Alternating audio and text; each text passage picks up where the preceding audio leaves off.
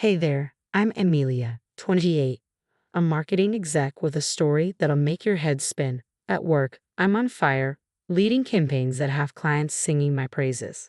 But behind the power suits and killer presentations, there's a whole lot of baggage I've been dragging around. It all started when I was 15. My mom passed away suddenly, leaving just dad and me to figure out life without her. Those were some dark days, but dad stepped up big time. He came to all my soccer games, helped me with homework, even tried to braid my hair. Keyword, tried. We became this unstoppable duo, just dad and me. Fast forward to last week. I'm out grabbing coffee with my bestie Megan when she brings up my love life, or lack thereof. Amelia, when are you going to get back out there? It's been, 2 years since Tom. I nearly choke on my latte. Megs, you know why. That relationship was a nightmare. I know, she sighs, but not every guy's like him. I stir my coffee, thinking back. Tom had been charming at first, showing up at work with flowers, surprising me with sweet gestures. But then he got possessive. Megan's face darkens. Yeah, the constant texts, getting mad if you hung out with friends, telling you your work clothes were too revealing. It was like he was trying to control every part of you. I smile gratefully at Megan. Thanks to you and your midnight ice cream runs, I made it out. Work has been good though, especially since Jason joined the team. He's a total sweetheart, always has my back during presentations. I've caught him looking at me a few times, but after Tom, I'm just not ready. Then my phone buzzes. It's Dad. Hey, sweetie, got a minute? For you? Always. What's up? He pauses, and I can practically hear the grin in his voice. I've got some news. I'm engaged. I nearly dropped my phone. Dad, that's amazing. Tell me everything. He laughs, sounding younger than he has in years. Her name's Caroline.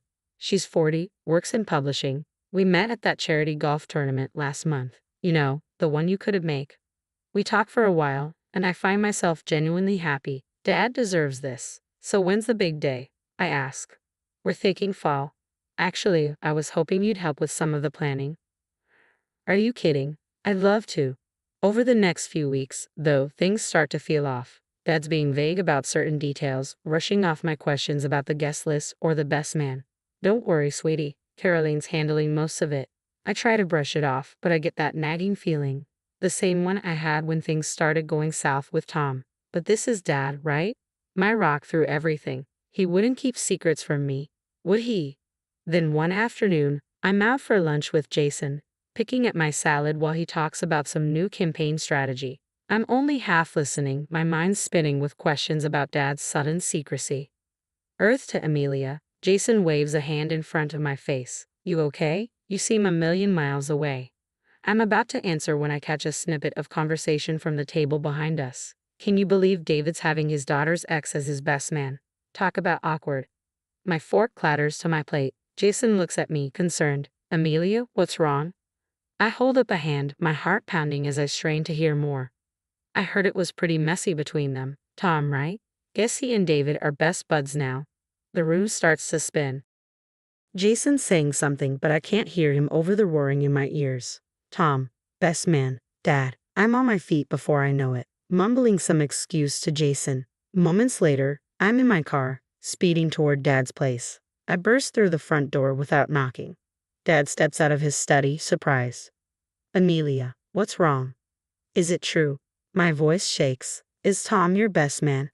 The color drains from his face. How did you? So it is true. I feel sick. How could you? Dad's expression hardens. Now, Amelia, let's not blow this out of proportion. That was years ago, he says, dismissively. People change.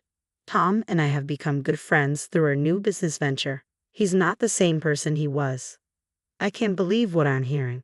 So what? Your new friendship trumps what he did to me? Oh, come on, Dad scoffs. That was just youthful drama. You're both adults now. Can't you put it behind you? Without another word, I turn and walk out, ignoring him calling after me. I drive aimlessly for hours, finally ending up at Megan's. She opens the door, takes one look at me, and pulls me into a hug. Oh, honey, what happened? Through tears, I spill everything. Megan listens, her face growing darker with each word. That manipulative bastard, she mutters when I finish. Both of them. My phone buzzes. It's Jason, checking if I'm okay. I text him to come over, and when he arrives, I rehash the entire story. Jason's usually cheerful face is serious. Amelia, I hate to say it, but your dad's behavior is toxic as hell.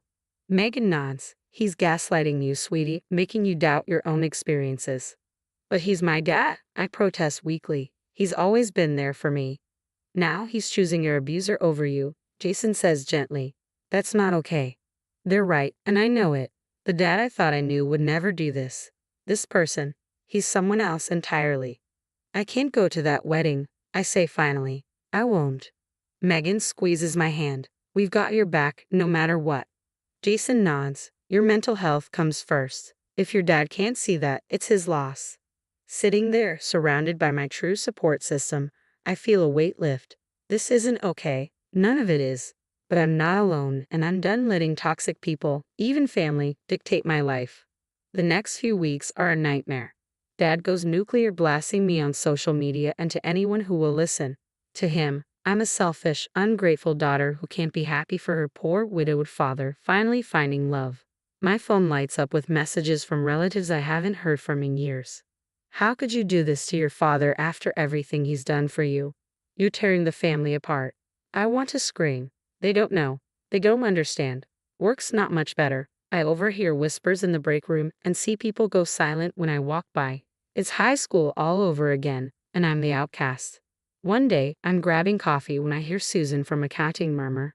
She's just jealous because her ex upgraded to her dad. The mug slips from my hand, shattering on the floor. Everyone turns to stare. I freeze, humiliated, until suddenly Jason's there. All right, show's over, he says loudly. Don't you all have work to do?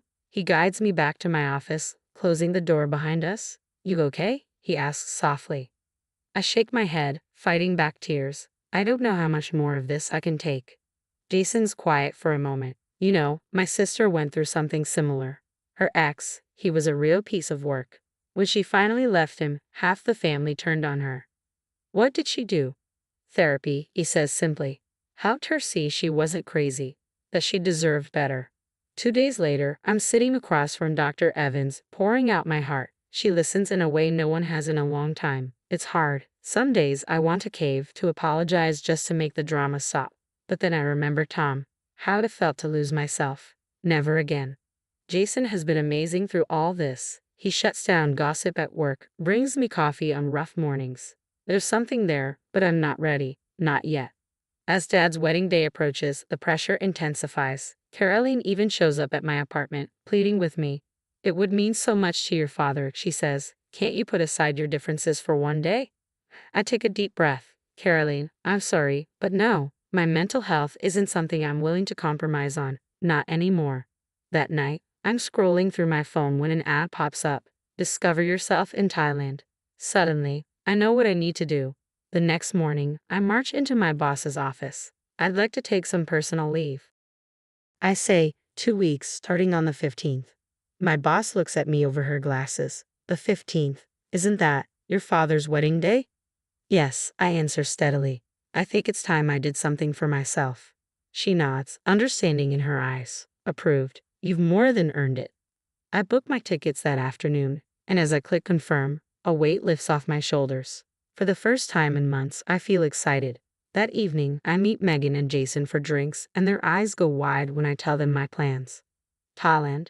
Megan squeals. Girl, that's amazing. Jason grins. I'm proud of you, Amelia. This is a big step. I raise my glass to new beginnings and to friends who stand by you no matter what. Stepping off the plane in Thailand, I feel like a new person. 2 weeks in this beautiful place have done wonders for my soul. The chaos of the past few months seems like a distant memory. As I wait for my luggage, my phone buzzes. Megan. Total disaster. Dad got drunk and spilled all your dad's dirty laundry. Turns out Mr. Perfect had a lot to hide. Caroline bolted before they even said, I do. Oh, and guess what? The business venture went belly up. Tom screwed it up big time. I hang up feeling nothing. No anger, no satisfaction, just closure. Months fly by, and work is booming. I nail a huge presentation and am called into the boss's office. Amelia, we're promoting you to creative director. You've earned it. One day, after a talk I give to interns on workplace dynamics, a young woman approaches me, eyes shining. Your story inspired me to leave my toxic boyfriend. Thank you. Soon, I start mentoring young professionals, sharing my journey. It's healing in ways I never expected. Then, out of the blue, Dad shows up at my apartment. He looks older, defeated. Amelia, honey, can we talk? He asks.